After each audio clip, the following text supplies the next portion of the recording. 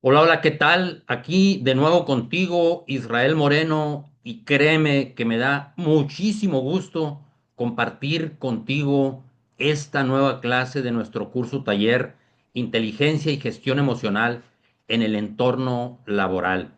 Así es que pon muchísima atención a la información que te voy a estar compartiendo el día de hoy, porque puede cambiar radicalmente tu vida. Recuerda que el conocimiento es poder, pero el conocimiento personal es autoempoderamiento.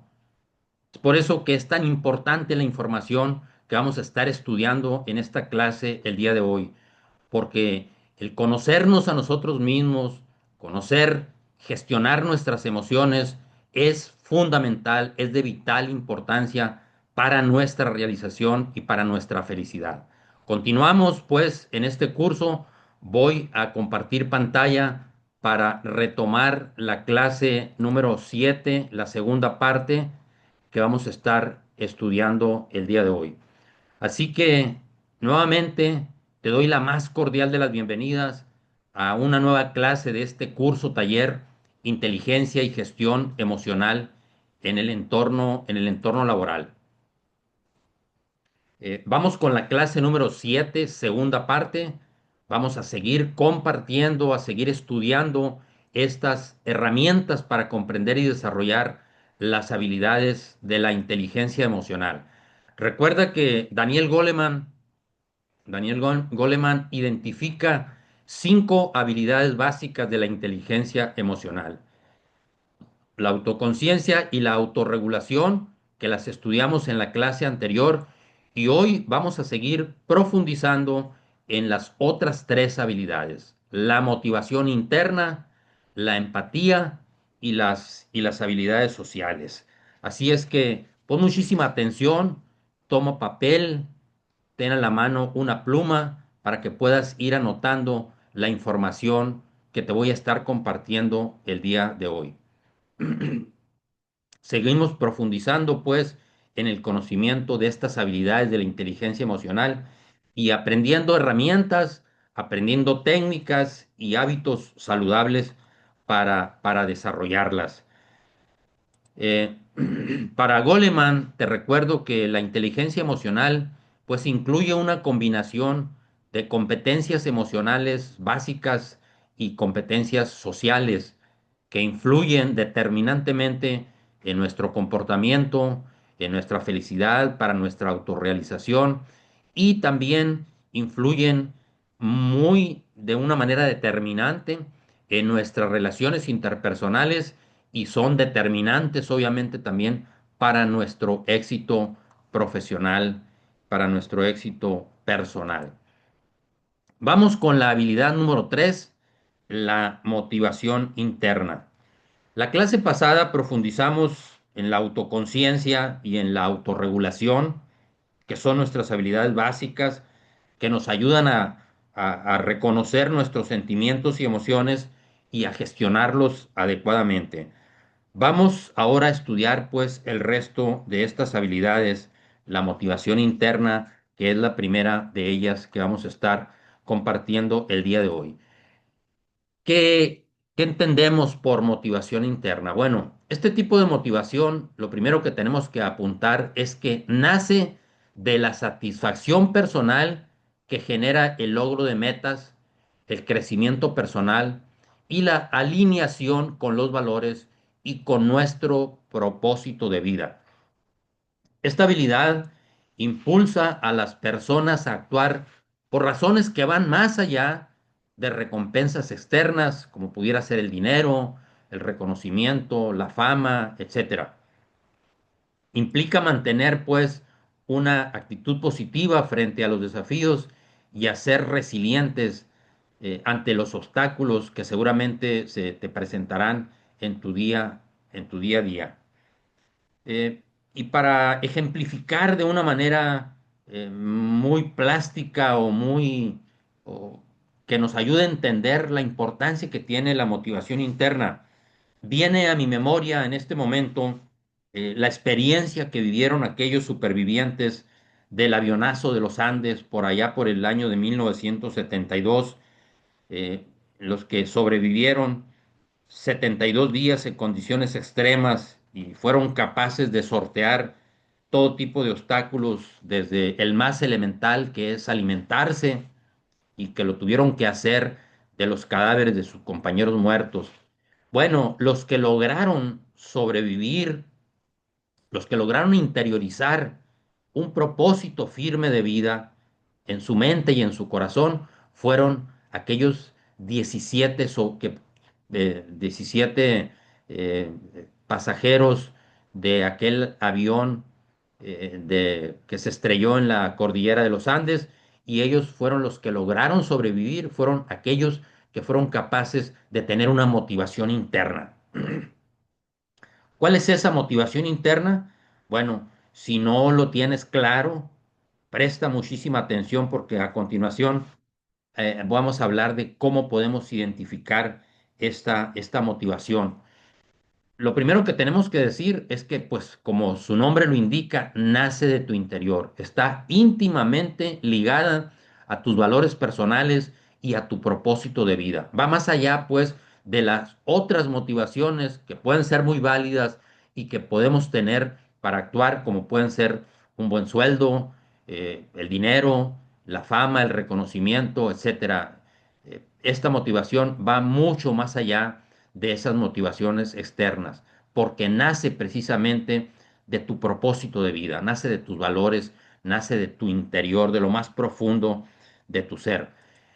Eh, ¿Cuál es tu motivación interna? Esa es una muy buena pregunta que te sugiero que te hagas en este momento, y que a lo largo de esta clase seguramente vas a ir aclarando poco a poco. Porque si no tienes una motivación interna, no tienes un propósito de vida, difícilmente vas a encontrar razones para automotivarte. Principal motivo que nos, que nos valga la redundancia, la principal razón que nos motiva internamente es tener un por qué vivir, tener una razón para vivir, tener un propósito de vida. ¿Cuál es la importancia de la motivación interna? Vamos a ver algunos elementos que te ayuden a identificar por qué es importante tener una motivación interna. Primero, porque fomenta la resiliencia. La motivación interna te ayuda, pues, a mantener un enfoque y a perseverar frente a los desafíos, frente a los obstáculos. Las personas motivadas internamente tienden a ser más resilientes, porque están impulsadas por un propósito personal que trasciende por mucho las circunstancias externas. Entonces, acuérdate que la resiliencia es aquella capacidad que tenemos los seres humanos, bueno, en general, todos los seres vivos, capacidad para hacerle frente a las circunstancias adversas y salir fortalecidos de esas circunstancias, tal y como lo hicieron y lo lograron aquellos jóvenes supervivientes de la tragedia de los Andes. Ellos sobrevivieron porque tenían una motivación interna, fueron capaces de encontrar una razón, un por qué luchar, un por qué vivir, a pesar de las circunstancias adversas que les propinaba día a día aquella montaña nevada de los Andes.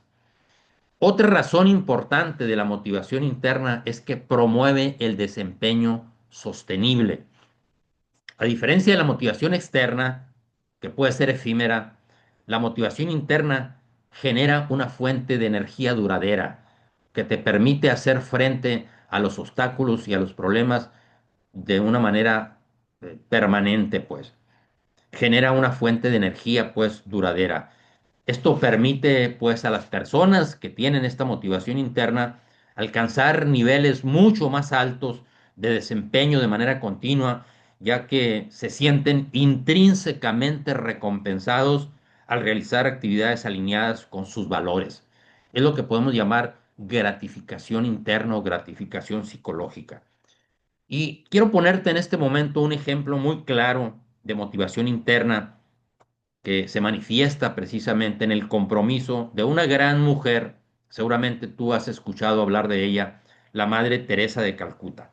Bueno, permíteme contarte una breve historia. Se cuenta que en cierta ocasión la reina Isabel II de Inglaterra visitó a la Madre Teresa de Calcuta en su, en su zona de influencia, en su lugar donde desarrolló ella su labor benéfica en favor de la humanidad.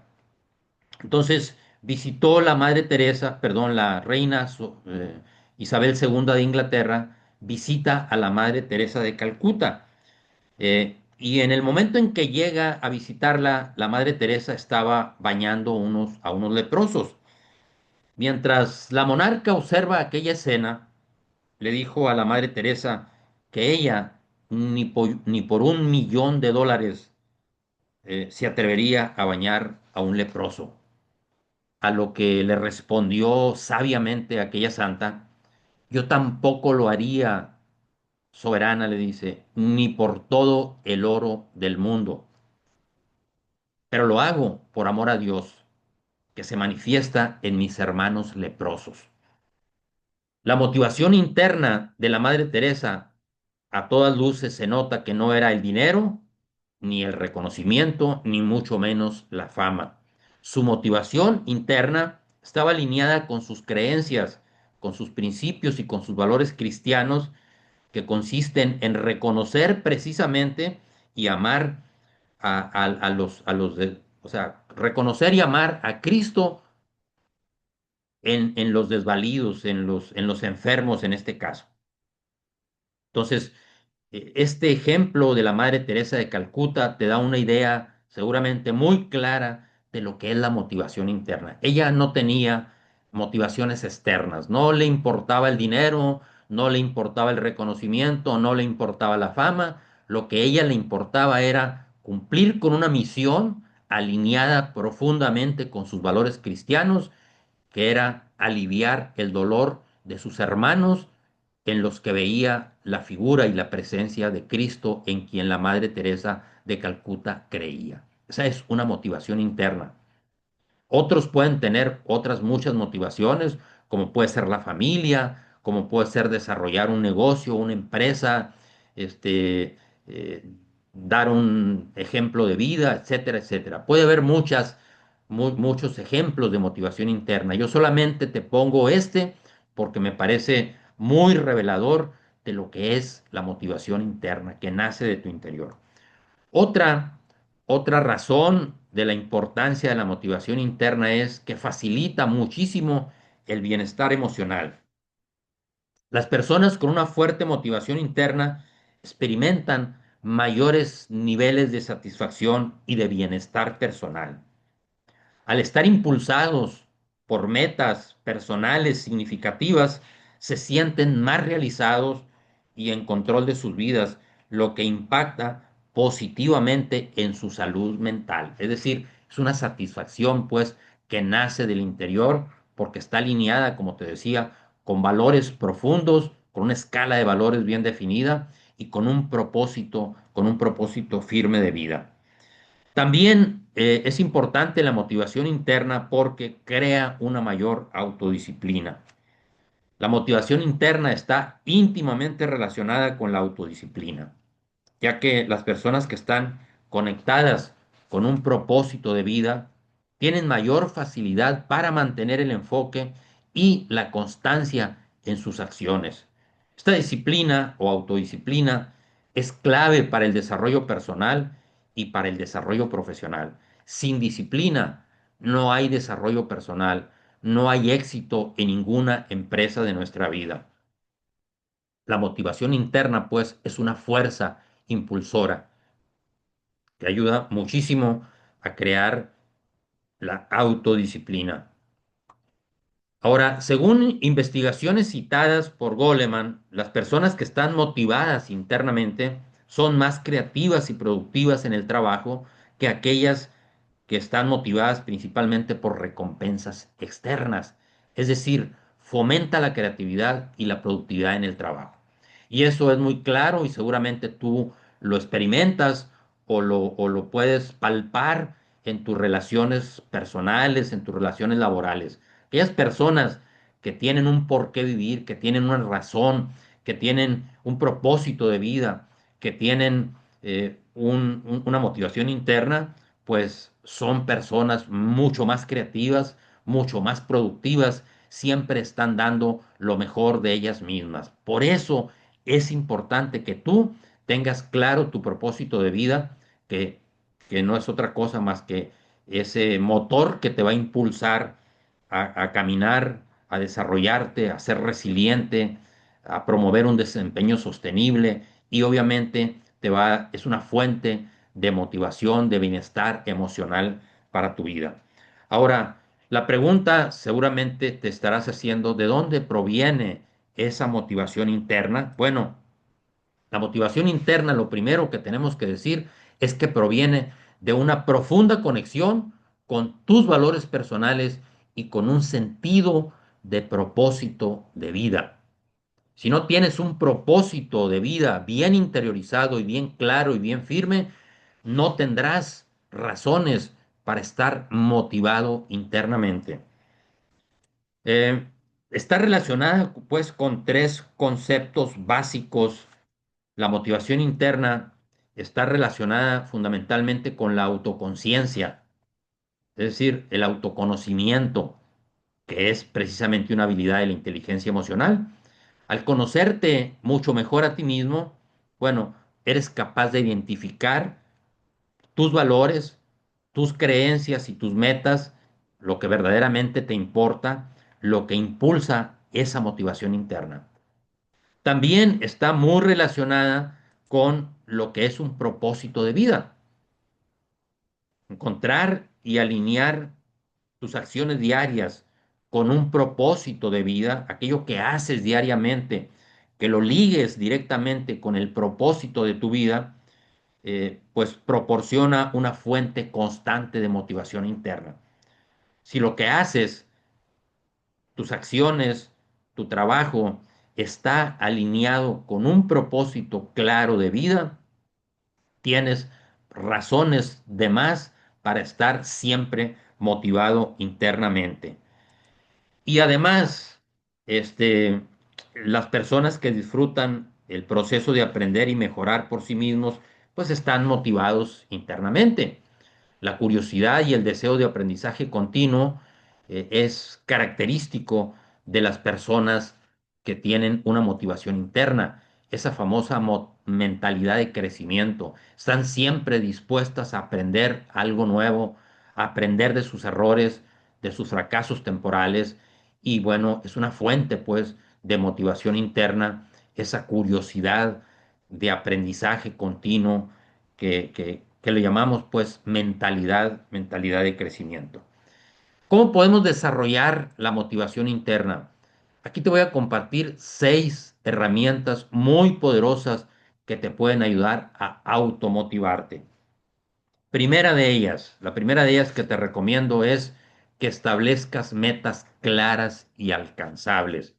Es decir, dividir tus objetivos, grandes objetivos, en pasos pequeños y celebrar cada pequeño triunfo en tu vida o cada avance que tú das en la consecución de tus metas, te va a ayudar a mantener esa motivación interna. Si no tienes metas claras, si no divides esas metas en pequeños pasos, y si no vas permanentemente disfrutando y celebrando cada triunfo, pues difícilmente vas a tener razones para automotivarte.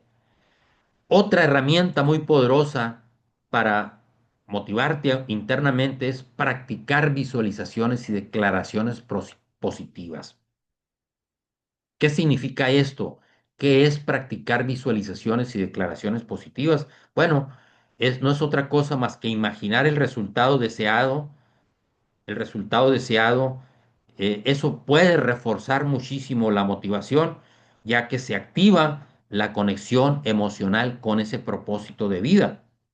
Decía el gran Neville Goddard, sentir la emoción del deseo ya cumplido es un secreto del éxito. Entonces, visualizar y hacer declaraciones positivas es una fuente de motivación interna. Las visualizaciones, o lo que también se llaman ensayos mentales del éxito, son prácticas comunes, por ejemplo, en atletas de alto rendimiento. Para poder automotivarse, los atletas siempre están visualizándose en el podium, recibiendo la medalla, eh, es decir, sintiéndose pues triunfantes antes de entrar en la competencia en el terreno de juego. Los grandes atletas ganan primero la competencia en su mente y después la ganan en el terreno de juego. Las declaraciones positivas ayudan muchísimo a la mente a mantener el enfoque y a mantener la motivación. Por ejemplo, se dice que los Beatles, aquel famoso cuarteto de Liverpool, declaraban diariamente, hacían una declaración positiva y se decían a sí mismos, cada día mejoramos más y más en todos nuestros aspectos. Y la declaraban con emoción y se la creían, pero además acompañaban esas declaraciones con ensayos, con prácticas diarias que los iban impulsando a crecer cada día más y hasta convertirse, pues, en aquel famosísimo cuarteto de Liverpool que revolucionó la música. Eh, en psicología se le conoce a esto como la profecía autocumplida o la visualización del éxito. ¿Y qué es una profecía autocumplida? Creo que ya te la comenté en una clase anterior. Es una expectativa que incita a las personas a actuar con tal determinación y compromiso que hacen que la expectativa se cumpla. Entonces, tener en mente el propósito y declarar, hacer declaraciones positivas ayudan muchísimo a tu mente a mantener esa motivación interna. Es una herramienta muy valiosa para mantenernos automotivados. Otra herramienta que te recomiendo ampliamente es revisar y ajustar, clarificar el propósito de vida. La reflexión, reflexionar permanentemente el por qué estás aquí, cuál es tu razón de ser y de vivir, el por qué detrás de las acciones y asegurar que están alineadas esas acciones con un propósito vital, te va a ayudar muchísimo a reforzar la motivación interna. Entonces, que te quede muy claro cuál es tu propósito de vida, por qué estás desarrollando tu trabajo, tus acciones diarias y alinearlas siempre con tu propósito de vida. Otra herramienta muy poderosa es la llamada mentalidad de crecimiento. Adoptar siempre una mentalidad de crecimiento te ayuda mucho a automotivarte. Adoptar la creencia, por ejemplo, de que los errores o los fracasos no son en realidad errores o fracasos. Podemos decir con Napoleón Hill que son fracasos temporales, porque eso te impulsa mucho a seguir adelante incluso en los momentos más difíciles. Si tú fallas y crees que ya todo está terminado, pues no vas a poder seguir adelante. El que persevera alcanza, decía Napoleón Hill, y termina por entender que todo fracaso lleva consigo la semilla de un beneficio equivalente o mayor. También otro gran autor, otro gran personaje, el gran estadista y primer ministro inglés Winston Churchill dijo una frase que va muy acorde con esta adopción de una mentalidad siempre de crecimiento, de crecer y de crecer a pesar de los errores temporales. Decía Winston Churchill, todo triunfador fue un fracasado que nunca dejó de intentarlo. Eso es tener pues una mentalidad de crecimiento y esto ayuda muchísimo a la motivación interna para automotivarte. También otra herramienta es practicar rituales de autoconocimiento. ¿Cuáles son estos? Bueno, ya de alguna manera los vimos en las primeras dos habilidades de la inteligencia emocional, la meditación, mindfulness y escribir un diario emocional. Son rituales de autoconocimiento. Ayuda pues a regular, a reforzar esa conexión con uno mismo y con lo que realmente nos interesa, la razón de ser y de vivir, realmente nos motiva internamente. Y nos ayuda muchísimo estas dos prácticas. Si tú estás escribiendo permanentemente y dándote cuenta de lo que está pasando en tu interior a través de un diario emocional, o eres capaz de mantener el control de tu mente, eh, estos son dos rituales que te van a ayudar muchísimo a mantener la motivación interna. Otra, sin lugar a dudas, muy importante herramienta es practicar la gratitud, agradecer tus logros y lo que te inspira a seguir adelante. Reflexionar diariamente sobre lo que has logrado y lo que te inspira pues para seguir adelante. La gratitud eh, te ayuda muchísimo a mantener una perspectiva positiva y a enfocarte en lo que realmente te motiva. El agradecimiento te permite permanecer conectado a la fuente de todo poder. Y recuérdalo muy bien, siempre, tú no puedes ejercer ningún poder si no estás conectado a la fuente. Al igual que una licuadora o que una cafetera o que cualquier aparato electrodoméstico no puede funcionar si no está conectado a la fuente de la corriente, tú tampoco puedes ejercer ningún poder si no estás conectado a la fuente de toda vida, a Dios, al universo, a la inteligencia infinita. Por eso practicar la gratitud te ayuda a permanecer conectado a la fuente y es una herramienta fabulosa de motivación interna.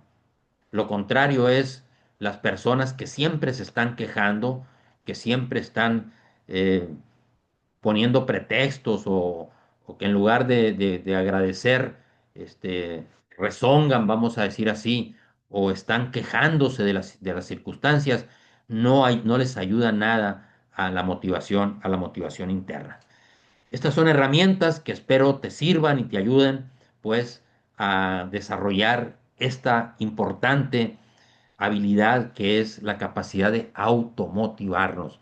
Si no tienes una razón de vivir, si no tienes una razón de ser, si no practicas estas herramientas, difícilmente alguien te va a motivar externamente. Las motivaciones externas, como pueden ser, como te decía, el dinero, la fama, el placer, son muy efímeros. En cambio, la motivación interna es permanente. Vamos con la habilidad número 4. Es muy importante esta habilidad, se llama la empatía. Y bueno, desde su origen, la etimología de la palabra empatía viene del griego en, que significa dentro, y patos, que significa sentimiento y emoción. Podemos resumirlo como sentir dentro. La empatía, pues, es la habilidad de comprender y compartir los sentimientos de los demás poniéndose en su lugar. Seguramente tú has escuchado ese afirmación o ese dicho popular que dice, la empatía es ponerte en los zapatos de los demás, ni más ni menos. Es esa habilidad que nos permite, pues, y es que nos permite comprender al otro desde su sentir personal y es fundamental esta habilidad para construir relaciones interpersonales sólidas, ya que permite a las personas que tienen esta habilidad comprender las perspectivas y las emociones del otro, incluso si no coinciden con las propias. Empatizar con el otro es fundamental en todas las áreas de nuestra vida, como lo vamos a ver más adelante. ¿Cuáles son las raíces? ¿De dónde viene la empatía? Pues bueno, de acuerdo con Daniel Goleman, la empatía es una habilidad innata, pero que tenemos que cultivarla. Y ahí pone ejemplos en su libro Inteligencia y Gestión Emocional, como niños muy pequeños, de 2, 3 años, son capaces de sentir, de empatizar con los sentimientos de otros hermanitos más pequeños o más grandes que ellos. Es decir, es una habilidad pues que traemos de nacimiento, pero que tenemos que desarrollarla. Tenemos que desarrollarla. Se construye sobre la conciencia de uno mismo, sobre la capacidad de expresar nuestras propias emociones Porque déjame decirte que hay quienes son incapaces de demostrar sus emociones y estos tienen un conflicto, un problema innato. Ciertas personas se le llama alexitímicos. Este déficit de inteligencia emocional, pues es causa de muchos fracasos en la vida personal o en la vida social. Es decir, cuanto más abiertos estamos a nuestras propias emociones, pues más hábiles seremos para interpretar los sentimientos y las emociones de los demás. Toda compenetración en cualquier campo o raíz del interés por alguien surge precisamente de la sintonía emocional que significa la empatía. La raíz del interés por alguien surge precisamente de esa sintonía emocional que es la empatía. Mm, La empatía, pues, juega un papel preponderante en todas nuestras interacciones sociales.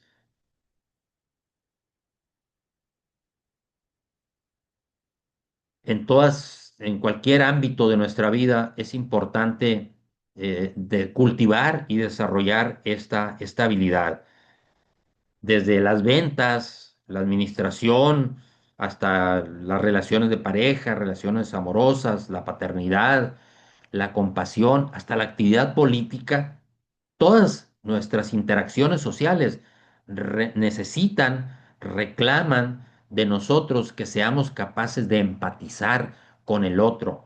Si no eres capaz de ver, si no eres capaz de entender al otro, pues difícilmente vas a poder, por ejemplo, venderle algún producto, difícilmente vas a poder desarrollar habilidades políticas, por ejemplo, porque la empatía pues juega un rol determinante en todas nuestras interacciones sociales. El déficit de esta habilidad produce psicópatas, criminales, abusadores sexuales, etcétera. Si no eres capaz de sintonizar con el otro, pues puedes cometer cualquier tipo de atrocidades y de crímenes y de abusos porque pues no sientes lo que puede sentir el otro en el momento en que tú lo agredes de alguna u otra forma, ya sea física, verbalmente o de cualquier otra forma. Te voy a poner un ejemplo de vida.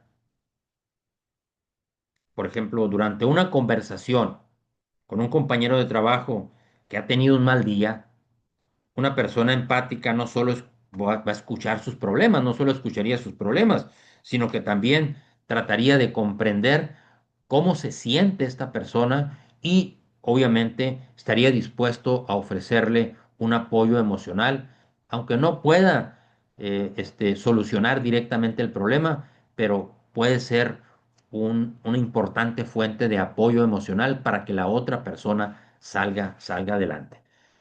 Ahora quiero compartirte 5 prácticas para desarrollar la empatía. Primera de ellas, la escucha activa sin interrupciones.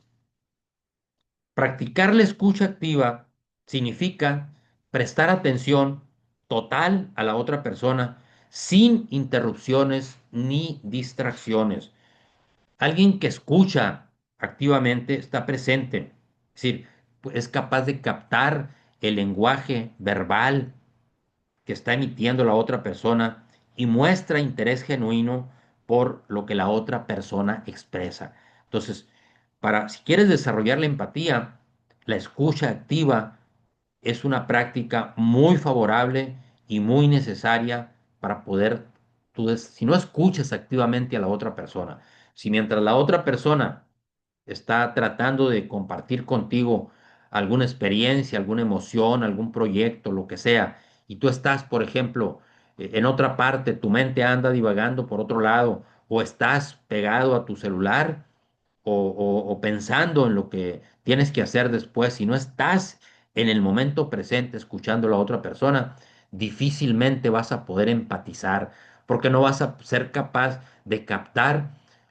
lo que la otra persona te está queriendo decir, tanto con palabras como con gestos, porque como veremos más adelante, los seres humanos nos comunicamos y expresamos lo que somos, lo que sentimos, más con gestos que con palabras. Entonces, escucha activamente, sin interrupciones, si quieres desarrollar esta habilidad.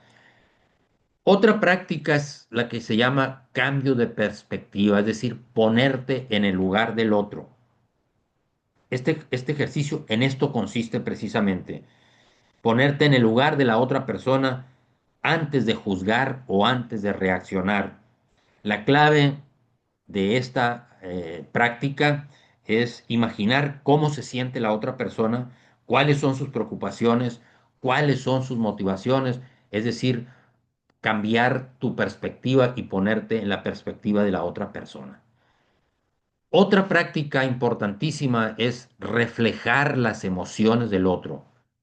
Practicar lo que se llama la reflexión emocional no es otra cosa o implica reconocer las emociones de la otra persona y devolverlas con empatía. Por ejemplo, si alguien expresa enojo o está expresando tristeza, puedes decirle, por ejemplo, parece que esto te ha hecho sentir muy frustrado o entiendo que esto te haya causado tristeza. Y este simple gesto de manifestarle de que estás compenetrándote con sus emociones, reflejando las emociones del otro, esto va a validar muchísimo las emociones del otro y va a fortalecer esa conexión emocional que es tan necesaria en las relaciones interpersonales y que es una práctica pues para desarrollar la empatía.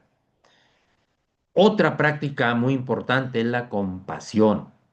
Compadécete del otro. La compasión no es lo mismo que lástima. Compasión es una habilidad de nuestra inteligencia emocional que va mucho más allá de la propia empatía.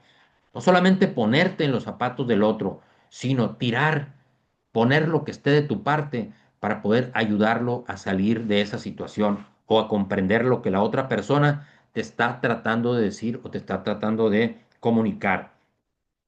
Además de comprender al otro desde su perspectiva, cuando tú eres compasivo, te compadeces, te comprometes a impulsarlo para que salga de ese bache emocional o de alguna otra situación de crisis, por ejemplo. Por ejemplo, un ejemplo muy plástico y que te puede ayudar mucho a entender qué es la compasión y que yo siempre lo pongo en mis cursos, en mis talleres, en mis conferencias, en mis pláticas, es si tú vas, por ejemplo, manejando tu vehículo por una calle muy transitada y ves que un anciano o una anciana está imposibilitado de cruzar esa calle, tú puedes sentir empatía por él, por esa persona.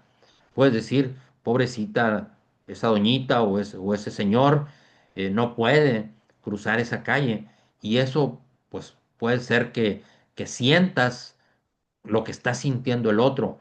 Pero la compasión va mucho más allá de ese gesto de sentir con el otro.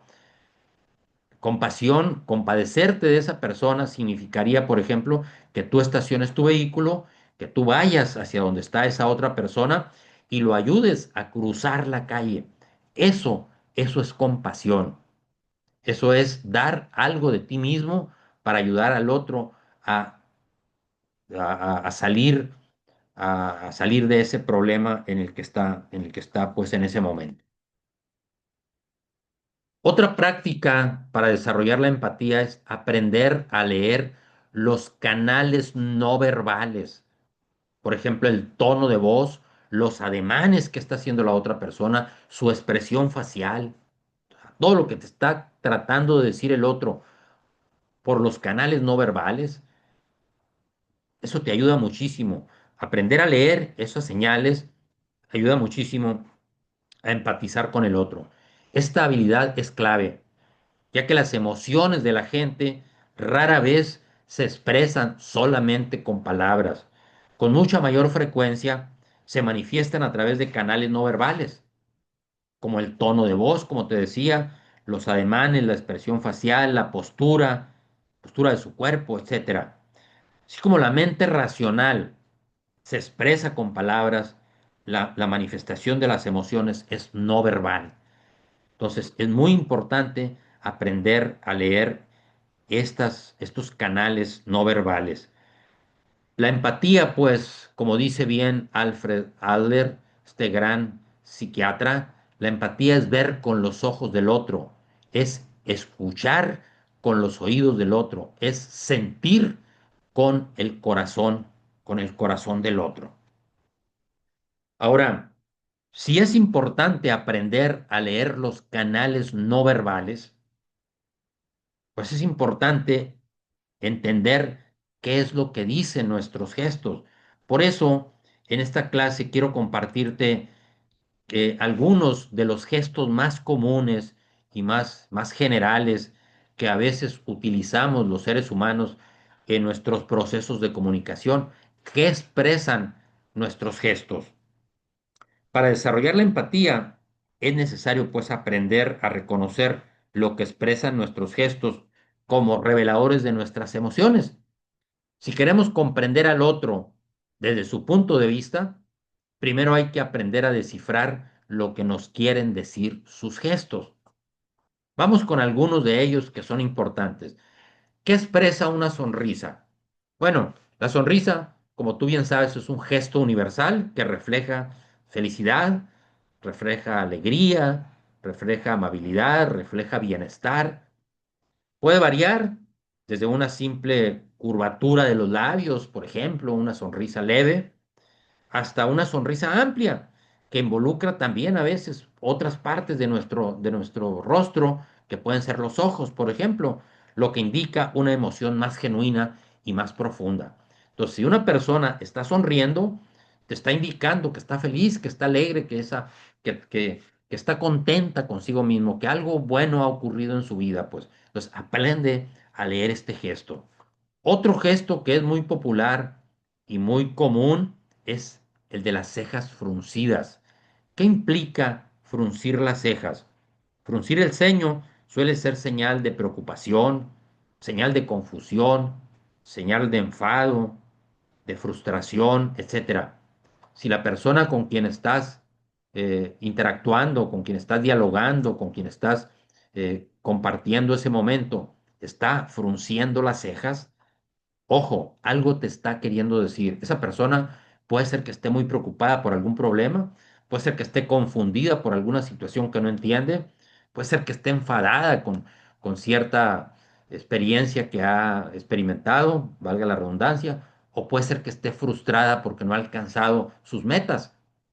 Entonces, aprende a leer este gesto. Eh, Pon mucha atención en este gesto porque es muy revelador de lo que la otra persona puede estar sintiendo. Tercero, cruzarse de brazos. Este gesto puede indicar que estás a la defensiva, que no estás de acuerdo o que estás en desacuerdo. Puede reflejar también cierta incomodidad, distanciamiento, protección emocional. Una persona que cruza los brazos automáticamente está poniendo una barrera. Te está diciendo no estoy de acuerdo contigo, o estoy incómodo, o me estoy protegiendo de lo que tú estás tratando de compartir conmigo. Pues este gesto es muy importante también entenderlo para poder empatizar con la otra persona. Otro importantísimo gesto que es importante aprender a leer es el contacto visual. O sea, mantener el contacto visual pues demuestra interés, demuestra confianza, demuestra atención.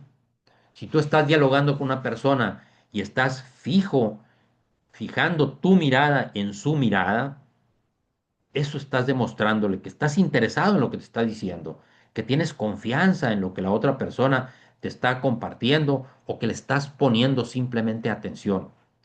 Los ojos son las ventanas del alma, reflejan muchísimo de lo que estamos sintiendo interiormente. Por eso es importante el contacto visual. Eso es lo que demuestra.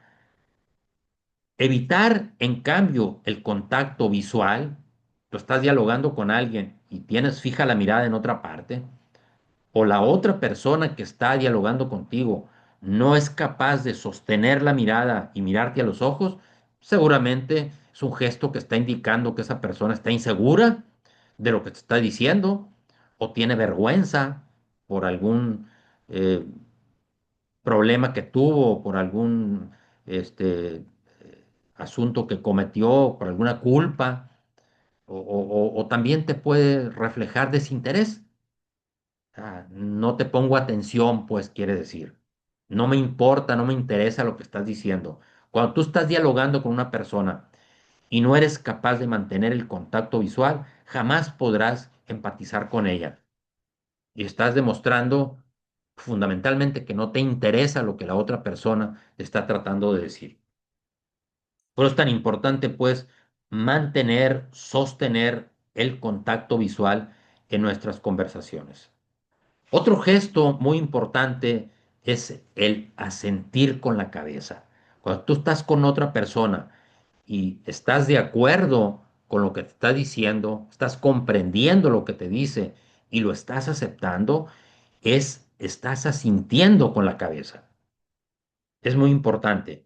Este gesto demuestra acuerdo, demuestra comprensión, demuestra aceptación. Estoy de acuerdo contigo, sí, estoy de acuerdo. Muevo la cabeza, asiento con la cabeza.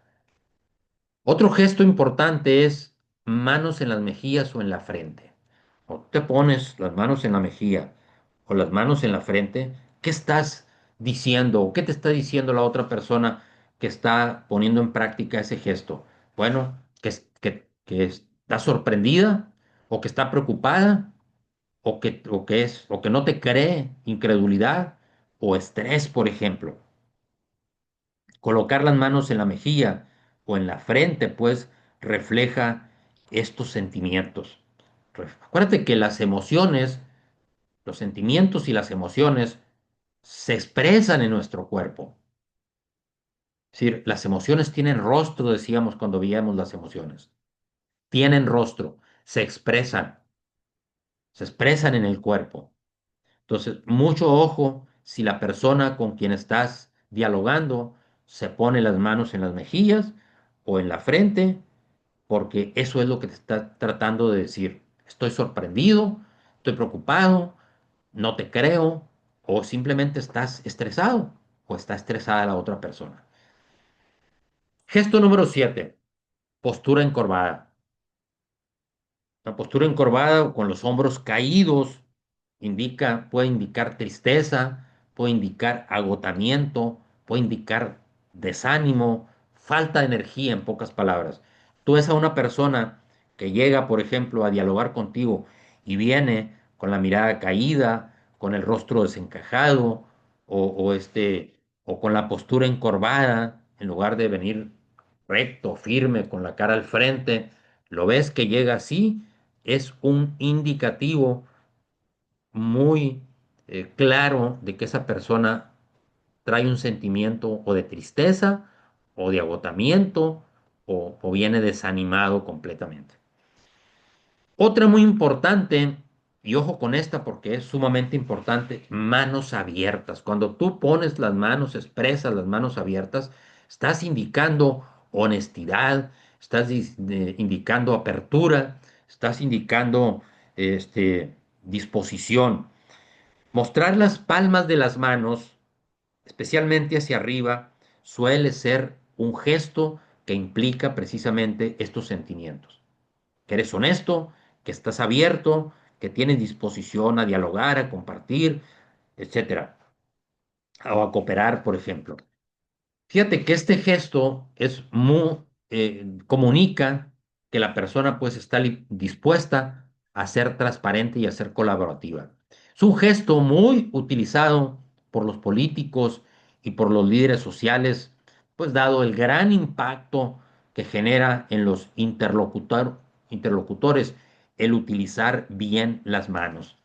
Personaje que es maestro en la utilización de las manos abiertas y palmas abiertas y hacia el frente, es sin lugar a dudas Barack Obama. Es un maestro en el manejo de este gesto.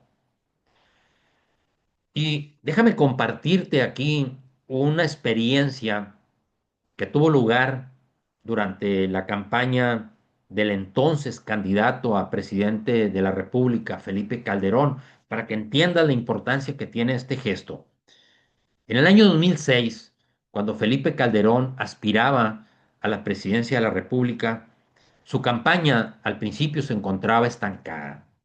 El lema de su campaña, seguramente lo recordarás si estuviste involucrado o si te interesa la política, el lema era el presidente del empleo.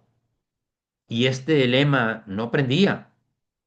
Entonces fue cuando sus estrategas, entre los que se encontraba, uno de ellos era Juan Ignacio Zavala, sus estrategas propusieron un nuevo eslogan de campaña.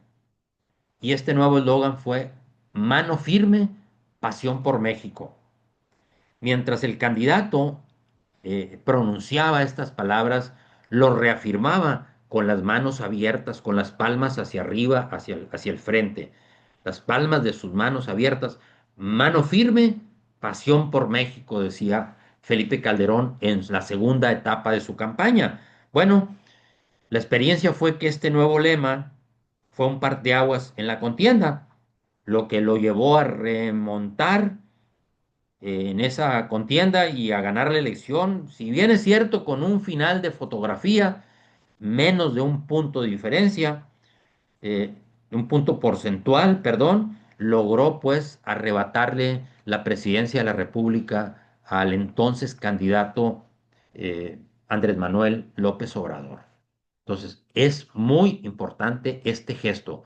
Úsalo, utilízalo en tu comunicación y está muy atento a la persona con quien interactúas. Si esa persona está mostrando sus manos abiertas hacia el frente, es una señal de honestidad, de apertura a disposición, es una señal que puedes confiar en ella.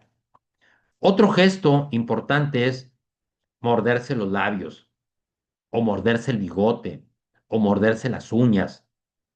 Este mordisqueo puede reflejar nerviosismo, puede reflejar ansiedad, puede reflejar inseguridad. Seguramente tú has visto a personas que están así, comiéndose las uñas, o mordiéndose el bigote, o jalándose los pelos de las orejas. Todas estas expresiones eso denota nerviosismo, ansiedad, inseguridad. Aprende a leer estos síntomas porque son muy importantes para entender lo que la otra persona está sintiendo. Y por último, no es el único, obviamente no son los únicos, pero son de los más comunes y los más importantes. Te comparto este, acariciarse el rostro o el cabello. ¿Qué puede notar? Puede notar incomodidad, puede notar nerviosismo. Tocar repentinamente el rostro o el cabello puede ser un signo de eso. Este gesto revela pues que la persona está preocupada o está por lo menos distraída, está incómoda o está nerviosa. Espero que la lectura de estos gestos, lo que significan estos gestos, los aprendas, los interiorices, pero sobre todo los pongas en práctica. O sea, utilízalos en tu comunicación porque son fuertes elementos que te van a ayudar a comprender al otro y que te van a ayudar a empatizar con la otra persona. Ahora, recuerda que nuestros gestos revelan nuestras emociones. Aprender a interpretarlos nos ayuda muchísimo a desarrollar la empatía. Y a propósito de lo que dicen nuestros gestos, seguramente tú has escuchado la fórmula 55-38-7 del gran Albert Meravian. Es un gran estadounidense especializado en psicología de la comunicación y es muy reconocido este autor por su trabajo en el campo de la comunicación no verbal y del influjo de las emociones en la comunicación no verbal. Su investigación se ha centrado en entender cómo las personas interpretan y responden a los mensajes emocionales. Entonces, él nos dice que la efectividad de nuestra comunidad, de nuestra comunicación, perdón, depende en gran medida de nuestra capacidad de histriónica, pudiéramos decir, esta habilidad de revestir el mensaje con gestos, porque la efectividad de la comunicación no verbal, lo que transmiten nuestros gestos, representa el 55% de tu comunicación. Es decir, 55% de lo que tú dices, de lo que tú quieres afirmar o de lo que tú quieres comunicar, lo dices a través de la comunicación no verbal. Fíjate nomás, lo que transmiten tus gestos, 55%. El 38% por su parte lo dices con tu tono, con tu timbre o con la intensidad de tu voz. Comunicación vocal, ¿cómo lo dices? A veces estamos preocupados por encontrar las palabras adecuadas para comunicarnos y fíjate que la comunicación verbal, es decir, lo que dices con palabras, apenas representa el 7% de tu comunicación. Por eso es tan importante aprender a leer los gestos y aprender las herramientas de la entonación de la voz. Son elementos y herramientas de la comunicación. Si tú eres un líder, si tú eres una persona que quiera influir determinantemente en los demás, pon mucha atención y estudia a mucha profundidad esta información de Albert Meravian, porque tus gestos, tu tono, tu timbre y tu intensidad de voz dicen mucho más que tus palabras. Palabras solamente representan el 7%. Ahora bien, un reconocido autor y consultor empresarial, Peter Drucker, dijo, la mayor parte de la comunicación humana se realiza sin palabras. Bueno, esto ratifica lo que dice Albert Mehrabian. Otro gran eh, psicólogo especializado en emociones y en lenguaje corporal, Paul Ekman, dijo, el lenguaje corporal es un espejo de las emociones. Es decir, expresan pues nuestros gestos, expresan lo que estamos sintiendo. Por eso es tan importante pues que tú aprendas esta información para que te ayude muchísimo a empatizar con los demás. La empatía, la capacidad de conectar con el otro, está íntimamente relacionada con con los gestos que tú emites a través de la comunicación no verbal. Vamos ahora con las habilidades sociales. Estas son muy importantes. Las habilidades sociales son la capacidad de gestionar las relaciones y de construir redes interpersonales efectivas. ¿Qué incluyen las habilidades sociales? Bueno, incluyen una comunicación efectiva, como ya te lo decía anteriormente. Otra de las habilidades sociales es la capacidad de trabajar en equipo. Y otra muy importante es lo que se llama la negociación o la mediación, habilidad para resolver conflictos de manera constructiva. Si tú tienes estas habilidades, eres capaz de comunicarte con efectividad, tienes capacidad de trabajar en equipo y tienes habilidades para resolver conflictos, tienes desarrolladas las habilidades sociales de las que se hablan en la inteligencia emocional, de las que habla Daniel Goleman en su libro Inteligencia Emocional. Vamos a ver en qué consisten las habilidades sociales. Lo primero que tenemos que decir es que son una conjunción de lo que Howard Gardner llamaba las inteligencias múltiples, algunas de ellas, y otras habilidades de la inteligencia emocional. Requieren pues la conjunción de ambas. Eh, por ejemplo, dentro de las inteligencias múltiples de las que hablaba Howard Gardner, que son importantes en las habilidades sociales, sin lugar a dudas está la inteligencia lingüística. Seguramente la recuerdas. Inteligencia lingüística es aquella capacidad para usar el lenguaje de manera efectiva, ya sea el lenguaje hablado o el lenguaje escrito. Las personas con esta inteligencia son buenas para escribir, para hablar, para contar historias y también para, por ejemplo, para aprender idiomas. Ejemplos de personajes que tuvieron muy desarrollada la inteligencia lingüística, pues son todos los escritores, poetas, oradores, y podemos poner un ejemplo muy común que es, o muy importante, que es, por ejemplo, Gabriel García Márquez, gran capacidad de comunicarse a través de la escritura, gran novelista. Eh, entonces, esa es una inteligencia. La inteligencia lingüística, no cabe la menor duda que es importantísima para las habilidades sociales. Si eres capaz de comunicarte, eres capaz de tender puentes y de tener relaciones sociales efectivas y obviamente en el trabajo. Otra inteligencia necesaria es la inteligencia corporal o cinegética, perdón, sinestésica, que es aquella habilidad que tenemos para utilizar el cuerpo de manera coordinada y eficiente.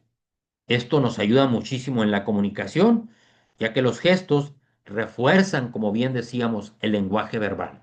Tú eres capaz de manejar tus manos, de manejar tus ojos, de manejar tu timbre de voz y la manera de moverte en el escenario, pues tienes una inteligencia corporal que te va a ayudar muchísimo a interactuar con los demás. Por eso es importante dentro de las habilidades sociales. Otra, sin lugar a dudas, muy importante es la inteligencia intrapersonal.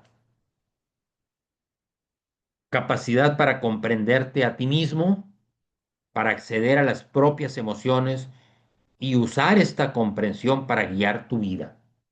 Las personas con un alto grado de esta inteligencia tienden a ser reflexivas, a ser autoconscientes de sus sentimientos. Aquí tenemos casos como los filósofos, los psicólogos, consejeros, etcétera.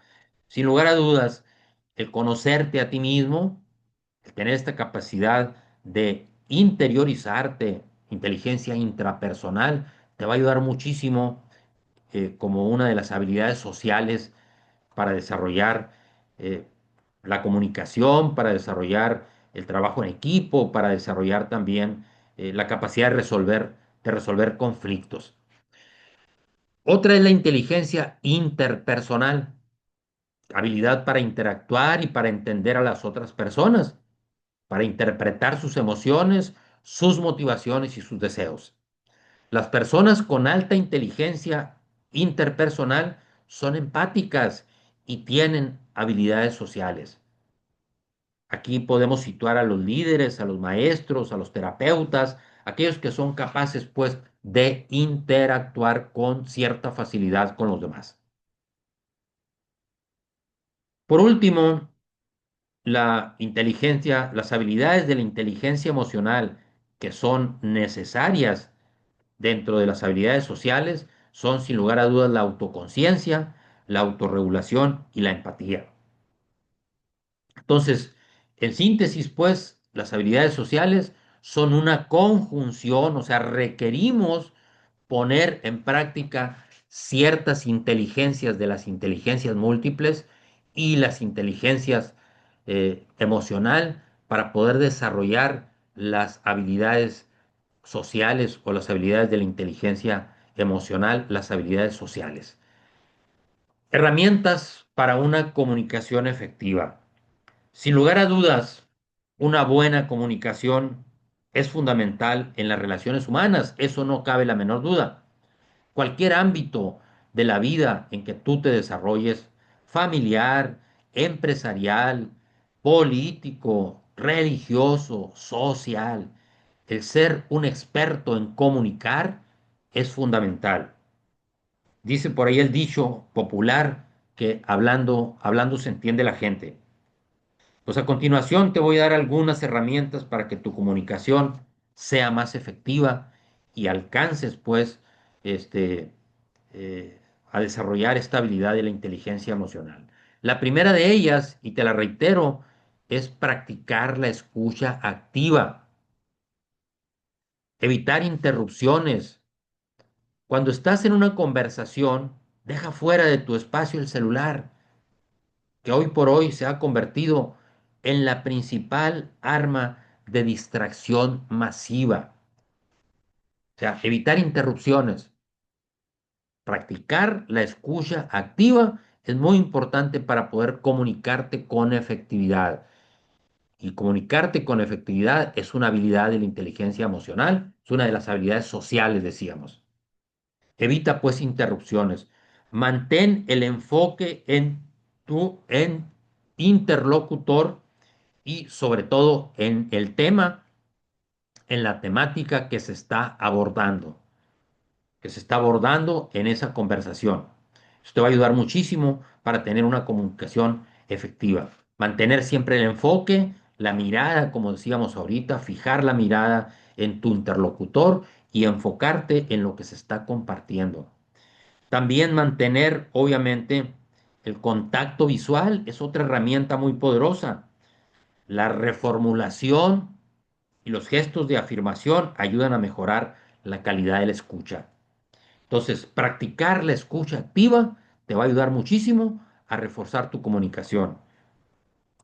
Otra herramienta muy poderosa, atiende y aplica la comunicación verbal y no verbal. Ya lo decíamos ahorita que hablamos de los gestos, lo que dicen nuestros gestos, toma conciencia, pues, del lenguaje corporal de la otra persona y aplica la información que compartí hace unos momentos. Está muy atento a lo que te está tratando de decir con sus gestos. Lenguaje corporal.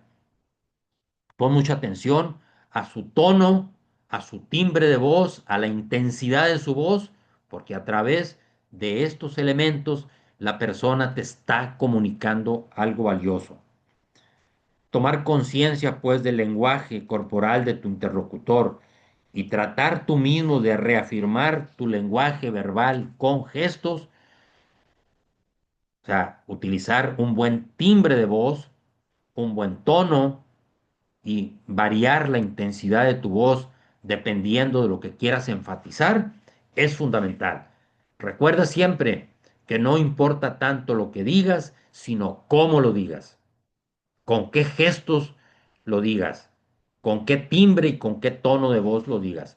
Estos aspectos son fundamentales para que el mensaje sea coherente con lo que se expresa verbalmente.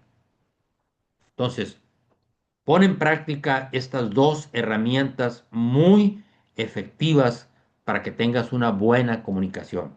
Practicar la escucha activa, atender y aplicar la comunicación verbal y no verbal. Vamos ahora con algunas técnicas para fomentar el trabajo en equipo, que esa es otra de las habilidades de la inteligencia emocional, otra de las habilidades sociales, fomentar el trabajo en equipo. ¿Cómo le hacemos para, para que el trabajo en nuestro equipo sea más efectivo, sea más fructífero, sea más productivo? Pon muchísima atención, toma nota de estas técnicas para que tú puedas interactuar mejor en tu equipo de trabajo. Primero, sin lugar a dudas, practicar técnicas de comunicación efectiva. Otra vez te lo reitero, la comunicación es clave para el trabajo en equipo. Asegurarse de que todos los interlocutores de tu equipo de trabajo estén al tanto de lo que se está haciendo y de cómo se está avanzando y de lo que se está diciendo, por ejemplo, en una reunión, es esencial para mantener a todo el equipo en sintonía. O sea, los elementos de la comunicación son fundamentales para el trabajo en equipo.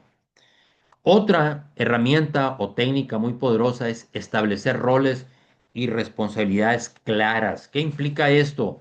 Bueno, asignar roles y responsabilidades claras, bien definidos a cada miembro del equipo puede ayudar muchísimo a asegurar que todos sepan lo que se espera de ellos y sobre todo a evitar problemas de sobrecarga de trabajo o duplicidad de funciones o duplicidad de esfuerzos. Esto ayuda muchísimo a que un equipo funcione, todo el engranaje del equipo funcione bien, cuando cada uno de los integrantes de ese equipo tiene claro su rol, tiene clara su responsabilidad y la ejecuta al pie de la letra. Esta es una técnica infalible para que haya un buen trabajo de equipo, para que los resultados de tu equipo sean la productividad, sean la efectividad y sean el buen comportamiento. Otra, fomentar la colaboración del equipo.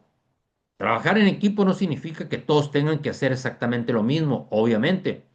Fomentar la colaboración y el intercambio de ideas puede ayudar a aprovechar las fortalezas de cada uno de los miembros del equipo y producir pues resultados más innovadores, más favorables para todo el equipo. Otra herramienta que te comparto y que te recomiendo muchísimo es involucrarte o involucrar a los miembros de tu equipo en el diseño del plan de trabajo. ¿Y cuáles son los elementos fundamentales de todo plan de trabajo? Bueno, de acuerdo con los estrategas o los especialistas de la planeación estratégica, tres elementos principales no debe faltar en cualquier plan de trabajo: misión, visión y objetivos.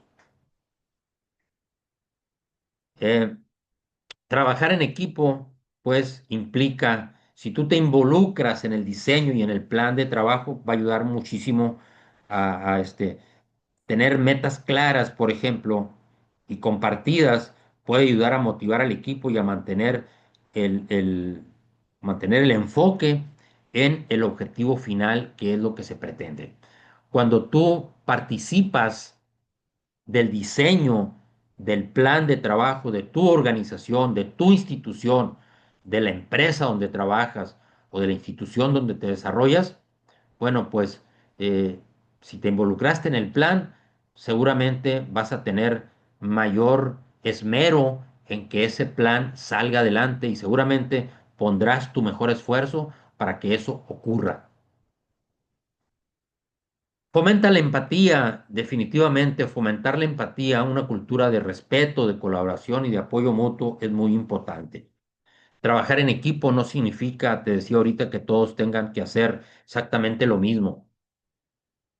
Eh, Fomentar la colaboración y el intercambio de ideas puede ayudar a aprovechar las fortalezas de cada uno de los miembros de tu equipo y producir resultados más innovadores.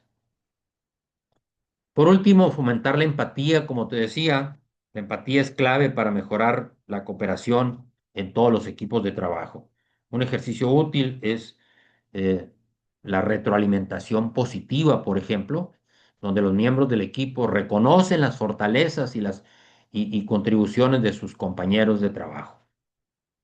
Estas son algunas técnicas que te van a ayudar muchísimo a desarrollar el trabajo en equipo. Sin lugar a dudas hay muchas más, pero estas son fundamentales. Ahora, eh, quiero compartirte un poema que a mí en lo personal me ayuda muchísimo y en lo personal yo lo disfruto mucho cuando lo leo o cuando lo escucho en alguna declaración. Es Desiderata. Desiderata. Desiderata es un poema que tiene un gran componente, vamos a decir así, de inteligencia emocional. Si tú lo lees, si tú lo escuchas, si tú lo piensas, lo reflexionas, te recomiendo que lo hagas porque te va a ayudar muchísimo a reforzar todos estos conocimientos que hemos estado compartiendo durante esta clase, durante esta clase. Una actividad de aprendizaje para esta clase número 5 para reforzar todos los conocimientos, eh, te comparto, es que practiques pues esta herramienta que te compartí, que es la meditación mindfulness. Te va a ayudar muchísimo a la autoconciencia, a la autorregulación, a la motivación interna, porque te va a hacer capaz de darte cuenta de los sentimientos, de los pensamientos, de tus zonas erróneas, de tus valores, de tus disvalores, de quién eres, etcétera. Entonces, practica una sesión de mindfulness de al menos 10 minutos los 7 días de la próxima semana. Anota tus experiencias, registra los cambios que observas en tu comportamiento diario durante esta semana y comparte tu experiencia con tus compañeros en clases de reforzamiento. Y eso te va a ayudar muchísimo a desarrollar las habilidades de la inteligencia emocional. Eh, Sin lugar a dudas, la inteligencia emocional tiene un gran componente de control mental.